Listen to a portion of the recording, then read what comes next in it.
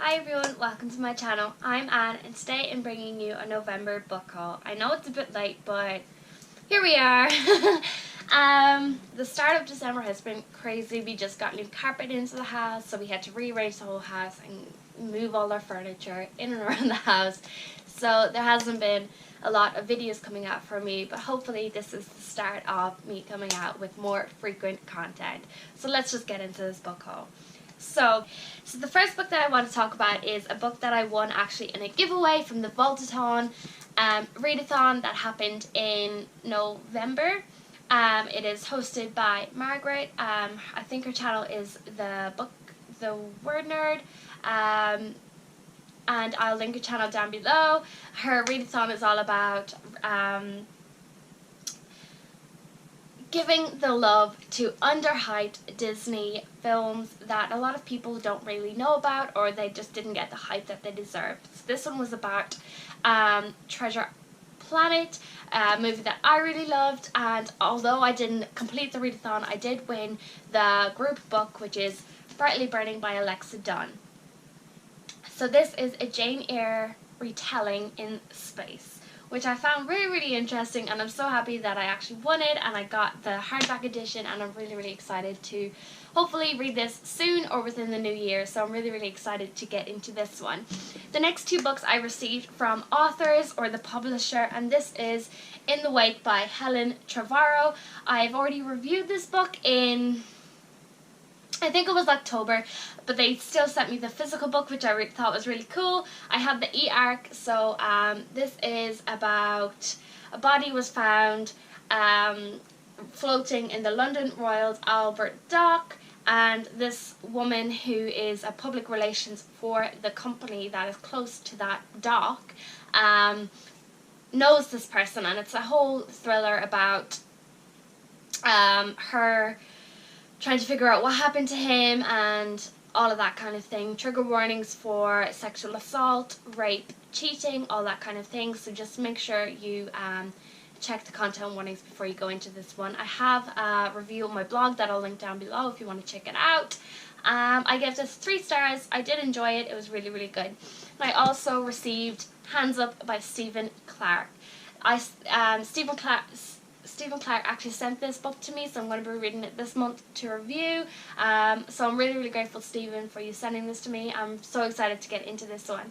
So this is about a rookie cop who ends up shooting an unarmed black man in America, and all the trouble ensues.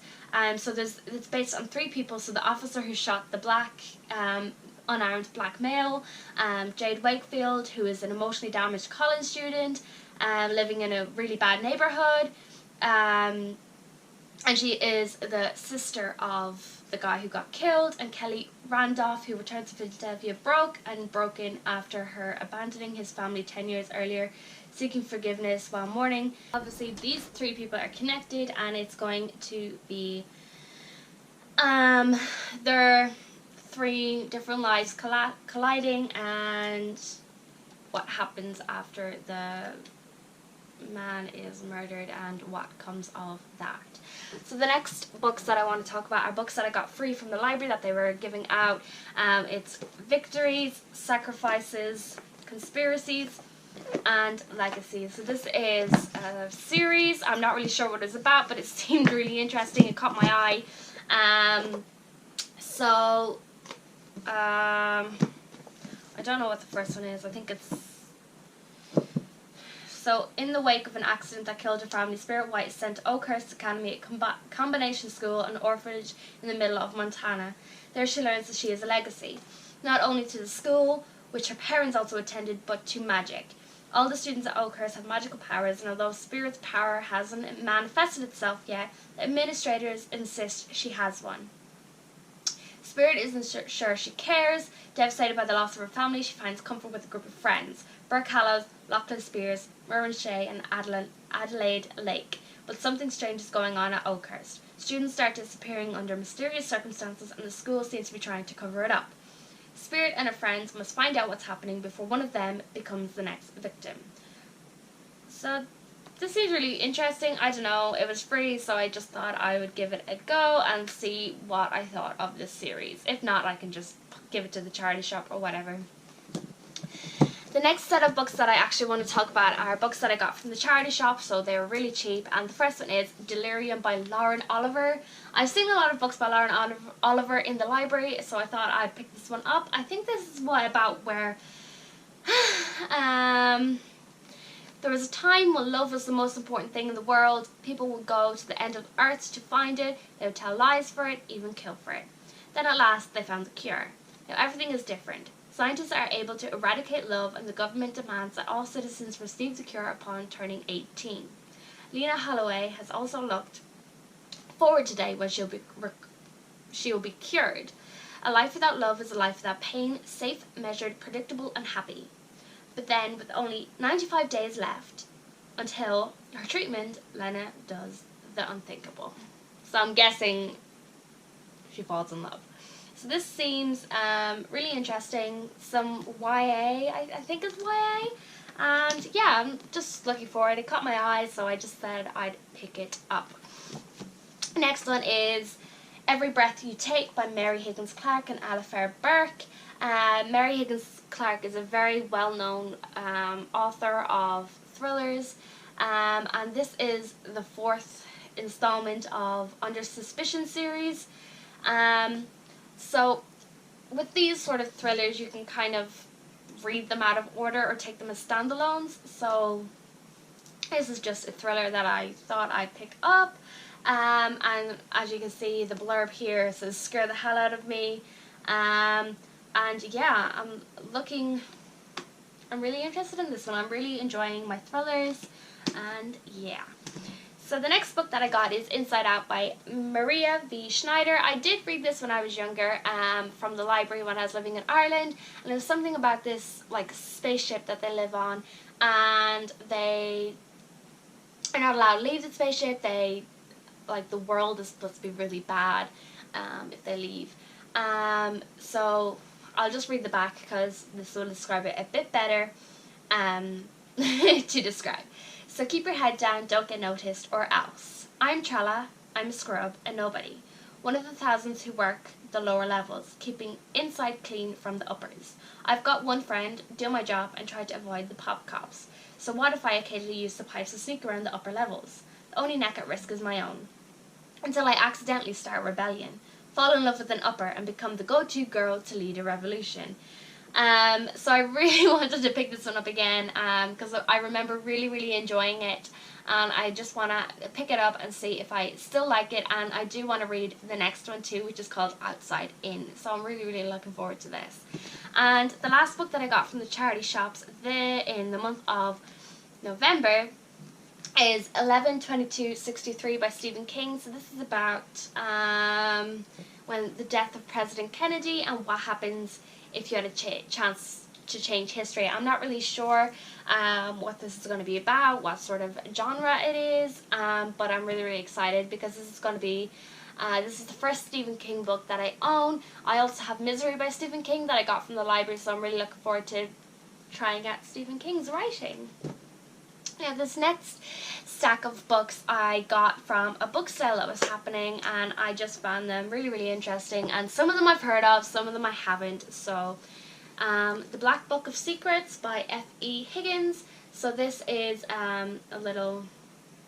so it's a children's story. It was shortlisted for Waterstone's Children's Book Award.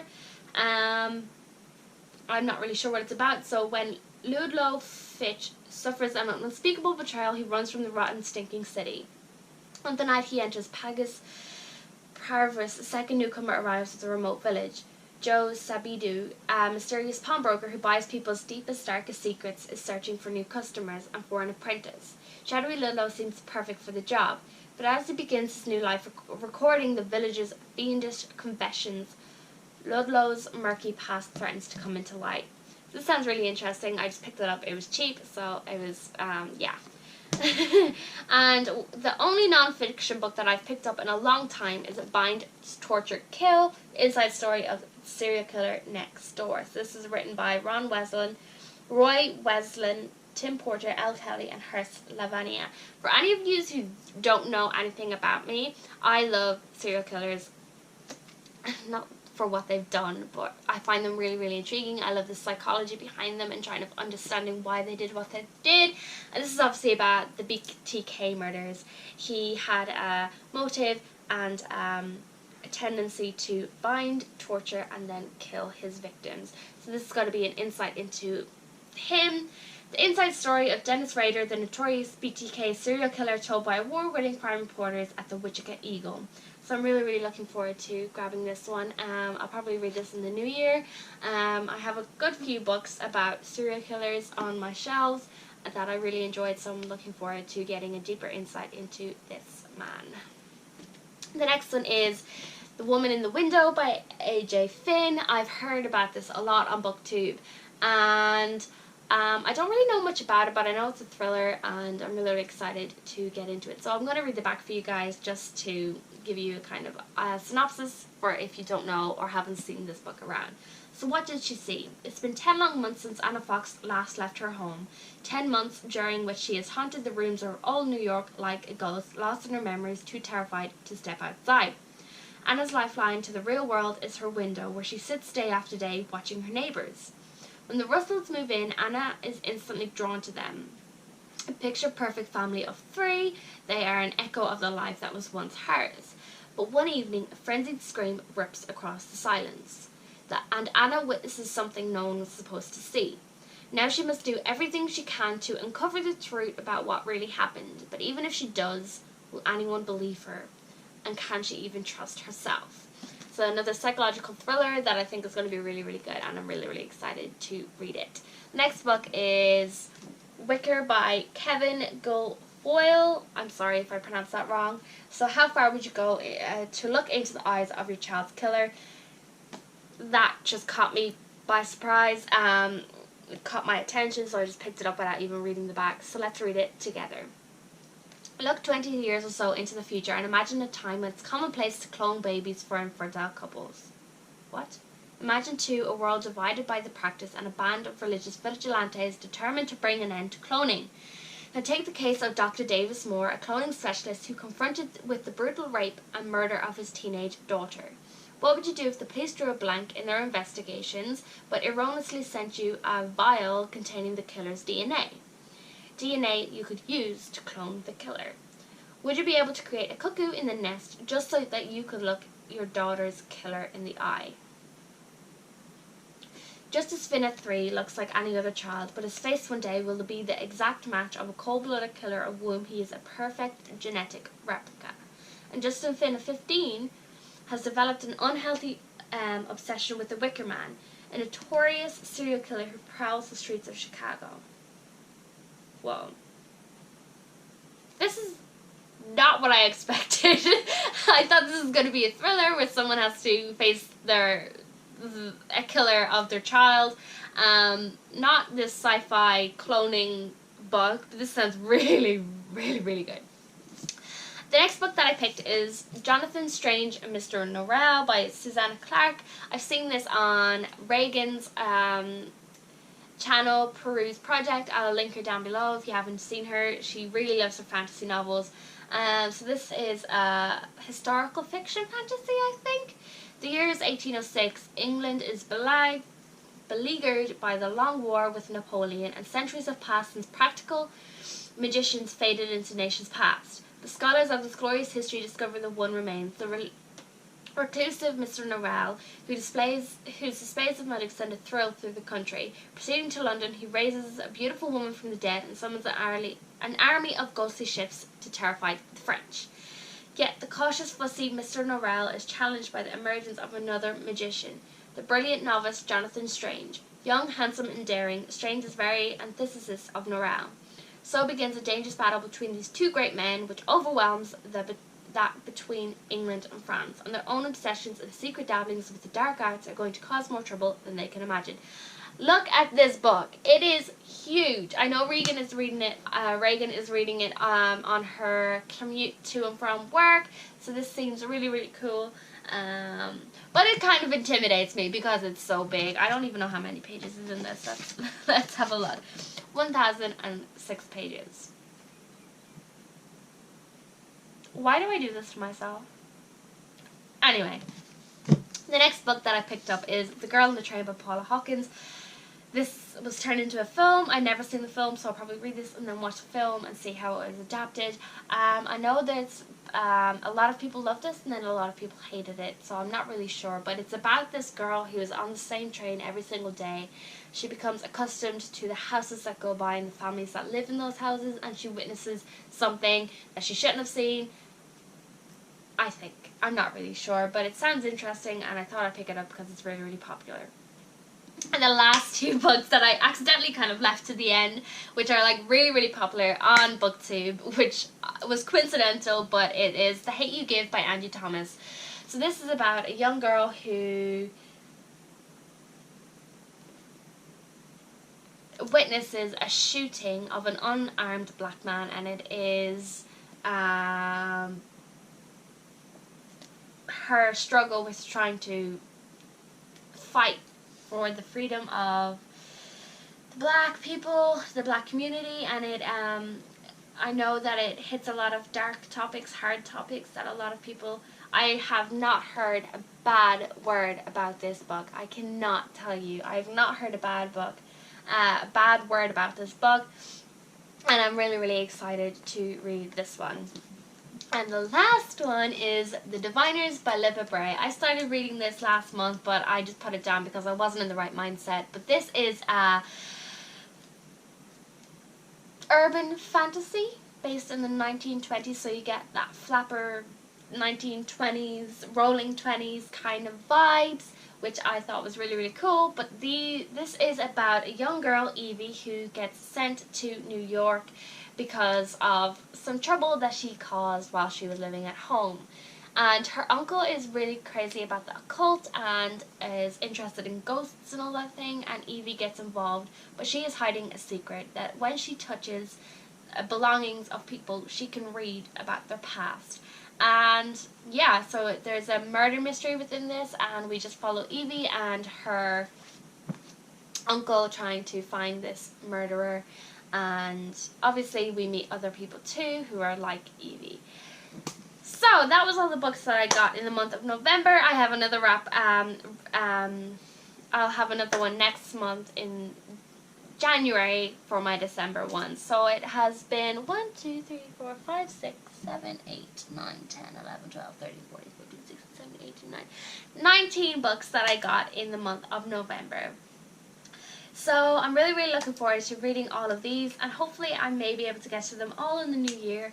Maybe I'll set myself a challenge to kind of read the books that I've hauled in 2020. I don't know, we'll see. I hope you liked this video, and if you did, please remember to like, subscribe, and comment down below and tell me if you've read any of these books and what you thought of them.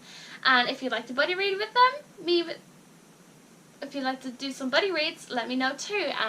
So don't forget to subscribe, and I'll see you in my next video. Bye!